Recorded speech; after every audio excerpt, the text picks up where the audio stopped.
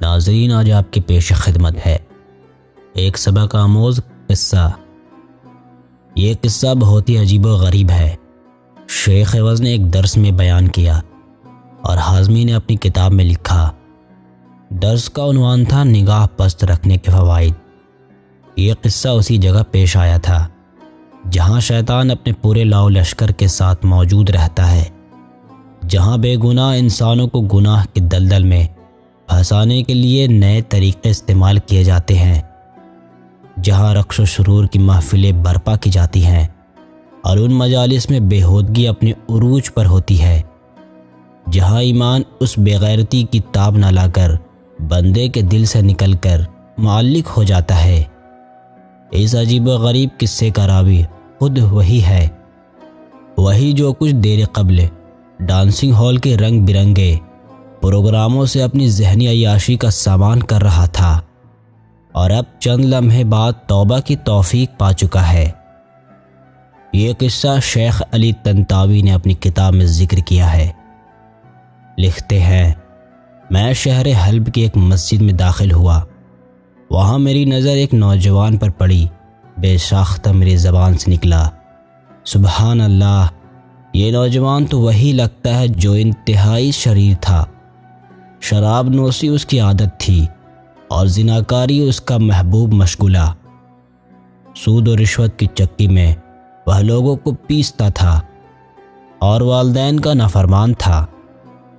والدین نے اس سے تنگ آ کر اسے گھر سے باہر نکال دیا تھا۔ میں سخت حیران تھا کہ یہ نوجوان کیسے مسجد کے اندر آ گیا ہے۔ میں نے اسے قریب ہو کر پوچھا، تم تو فلاں نوجوان ہو؟ نوجوان نے جواب دیا، جی ہاں، میں وہی ہوں۔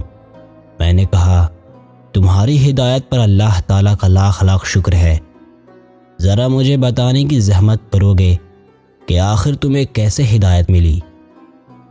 نوجوان بولا، میری ہدایت کا صحرا اس بزرگ کے سر جاتا ہے جس نے محفل رقص میں ہم حاضرین کے سامنے واعظ و نصیحت فرمائی تھی۔ میں نے تعجب سے کہا، محفل رقص میں پروانہ ہدایت؟ نوجوان بولا، جی ہاں، محفل رقص میں۔ میں نے پوچھا، وہ کیسے؟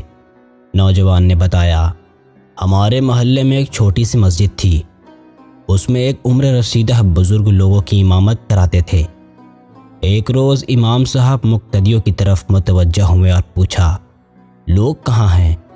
کیا بات ہے اکثر لوگ خصوصاً نوجوانوں کا طبقہ مسجد میں حاضر نہیں ہوتا بلکہ مسجد کے قریب نہیں آتا؟ ایک مقتدی نے جواب دیا، محفل رقص ایک کشادہ کمرے میں برپا ہوتی ہے جس میں لکڑی کا ایک بلند اسٹیج بنا ہوتا ہے۔ اس پر نوجوان لڑکیاں بیہودہ لباس پہن کر ایمان سوچ گیت گاتی ہیں اور رقص کرتی ہیں اور لوگ ان کے ارد گرد اکٹھے ہوتے ہیں اور ان سے لذت اٹھاتے ہیں۔ امام صاحب نے کہا، کیا جو لوگ یہ منظر دیکھتے ہیں وہ مسلمان ہوتے ہیں؟ جواب ملا، جی ہاں امام صاحب، وہ مسلمان ہوتے ہیں۔ امام صاحب نے کہا، آؤ ہم اس محفل میں چلتے ہیں اور لوگوں کو نصیحت کرتے ہیں۔ مقتدیوں نے کہا، امام صاحب، آپ کون سی دنیا میں ہیں؟ آپ ایسے لوگوں کو نصیحت کریں گے اور وہ بھی محفل رقص میں؟ امام صاحب نے کہا، ہاں ہاں بالکل۔ مقتدیوں نے بڑی کوشش کی کہ امام صاحب کو ان کی رائے سے پھیر دیں اور انہوں نے امام صاحب کو بتایا کہ جب آپ اس محفل میں تماش بینوں کو نصیحت کرنے جائیں گے تو وہ لوگ آپ کا خوب مذاق اڑائیں گے، ہنسیں گے اور ان کی طرف سے آپ کو تکلیف دہ باتوں کا سامنا کرنا پڑے گا۔ امام صاحب نے فرمایا، کیا ہم لوگ محمد صلی اللہ علیہ وآلہ وسلم سے بھی بہتر ہیں؟ یہ کہہ کر امام صاحب نے ایک مقتدی کا ہاتھ پکڑا اور ساتھ لے کر چل پڑے تاکہ وہ ڈانسنگ ہال تک رہنمائی کر سکے۔ جب امام صاحب اور ان کے ساتھی مقتدی حضرات ڈانسنگ ہال پہنچے تو اس کے ذمہ دار نے پوچھا، تم لوگ یہاں کس نیت سے آئے ہو؟ امام صاحب نے جواب دیا، ڈانسنگ ہال میں جو لوگ موجود ہیں ہم انہیں کچھ نصیحت کرنا چاہتے ہیں۔ امام صاحب کی باتیں سن کر ذمہ دار بڑی تعجب میں پڑ گیا اور انہیں غور سے اوپر سے نیچے تک دیکھنے لگا۔ پھر اس نے ان لوگوں کو اندر داخل ہونے سے منع کر دیا۔ امام صاحب اور ان کے ساتھ گئے ہوئے لوگوں نے ذمہ دار کو بڑا سمجھایا بجھایا اور اس سے اپیل کی کہ وہ اندر داخل ہونے کی اجازت مرحمت فرمائے۔ بالآخر ان لوگوں نے ڈانسنگ ہال کے ذمہ دار کو اس کے ایک دن کی آمدنی دے کر اندر داخل ہونے کی اجازت طلب کی۔ ذمہ دار نے ان کی تجویز قبول کرنے کے بعد کہا، آج جاؤ، کل جب پروگرام کا افتتاح ہو تو تم لوگ آنا۔ نوجوان آگے بیان کرتا ہے، میں اگلے دن ڈانسنگ ہال کے اندر موجود تھا۔ اسٹیج پر ایک نوجوان دوشیزہ نمودار ہوئی اور اس نے رقص کرنا شروع کیا۔ جب اس کا رقص ختم ہوا تو اسٹیج کا پردہ گرا۔ جب پردہ اٹھا تو اچانک سامنے اسٹیج پر ایک باوقار بزرگ ایک کرسی پر بیٹھے ہوئے نظر آئے۔ بزرگ امام صاحب نے بسم اللہ الرحمن الرحیم کے بعد اللہ تعالیٰ کی حمد و ثنا بیان فرمائی اور رسول کریم صلی اللہ علیہ وآلہ وسلم پر درود و سلام بھیجنے کے بعد لوگوں کو پند و نصیحت شروع کیے۔ لوگوں پر وحشت طاری ہو گئی اور انہیں تعجب ہوا کہ یکایک یہ کیا شروع ہو گیا، کیونکہ پہلی لڑکی جب اسٹیج پر ڈانس کر کے گئی تھی اور پردہ گرا تھا تو ناظرین کسی اور لڑکی کا شوق لگائے ہوئے تھے، لیکن جب دوبارہ پردہ اٹھا تو ان کی توقع کے خلاف اسٹیج پر پند و نصیحت کرتے ہوئے بزرگ نظر آئے، جس سے ان لوگوں کی حیرانی کا کوئی ٹھکانہ نہ رہا۔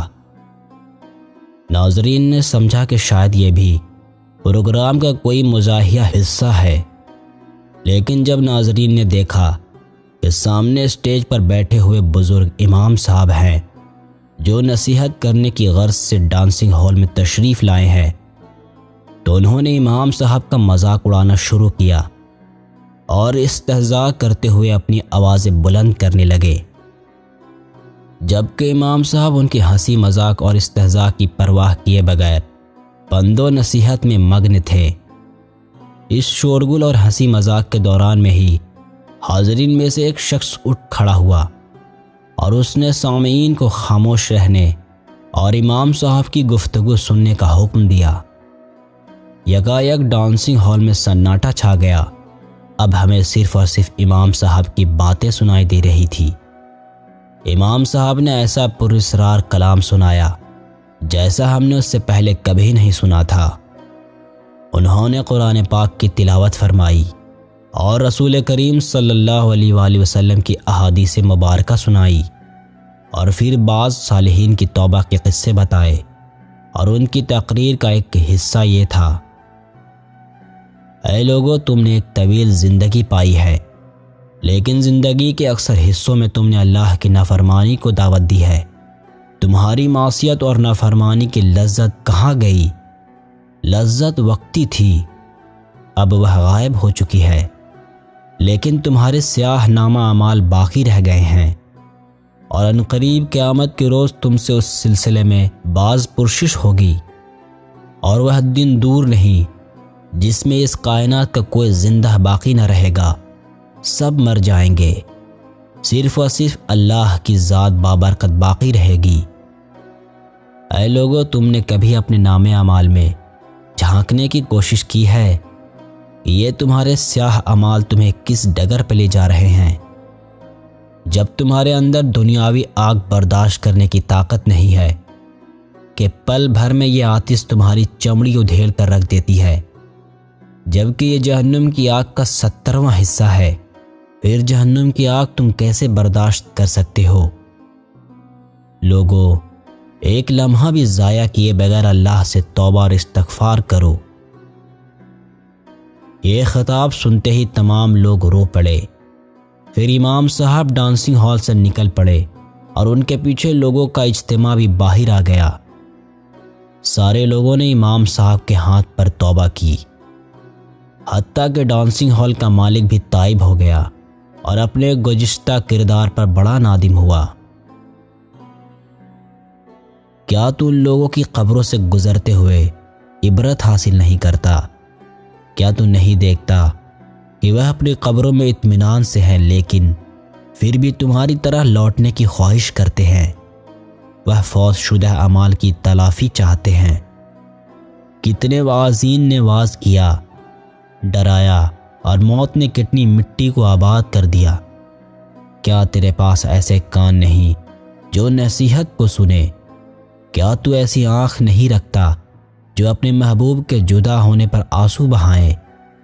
کیا تیرے پاس ایسا دل نہیں جو خوف خدا سے گڑ گڑائے؟